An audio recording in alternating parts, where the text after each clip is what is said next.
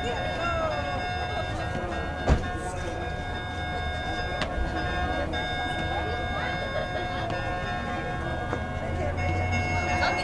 点几了，今天是。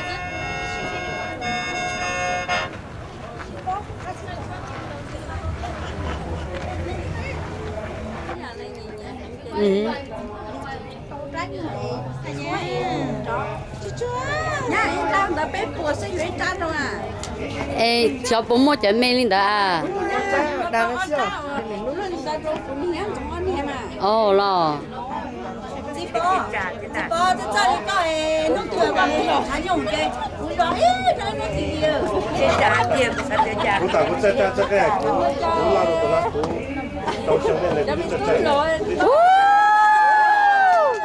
Ôi ơi, cha cho ta hủ xì luôn, mẹ kinh luôn. Kinh luôn.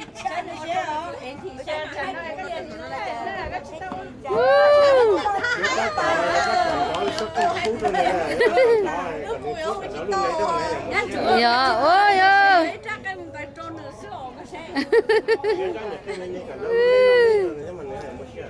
Dạ, dạ. Bé nấu cho bé cháu mình thiệt thì chả bé cháu nó hay chỉ mua. Ồ, còn lại ô bó lò.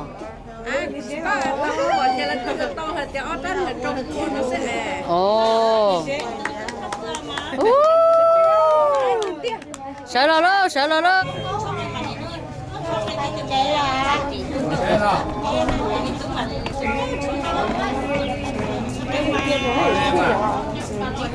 Bánh một bánh xào kiểu như này đồng muốn có cái tay cho sống về chúng cho. Bánh ba mà những con ăn như vậy cho mà cho mình ăn nhỏ rồi là tôi trực tiếp rồi chia rồi cả cái đó nữa.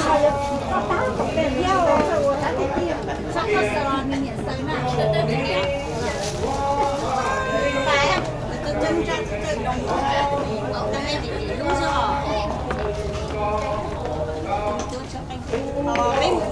Mấy mà lại muốn trồng mà nó sống chừng nữa đó muốn trồng mà nó nên cái thằng trồng mà đôi khi nó sống chừng mà nó sống chừng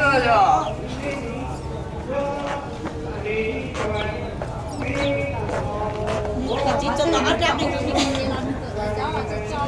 tụi nó cho nó ý dài nó ý dạ cận tọt nó chỉ nè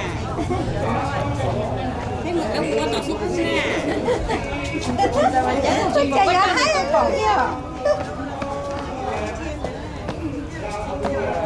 cái này chỉ mà mặc tí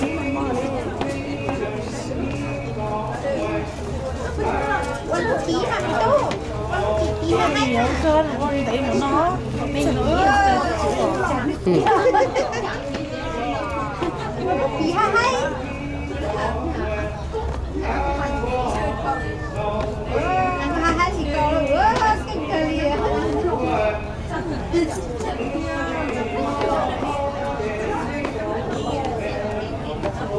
có bò lúc bự nè.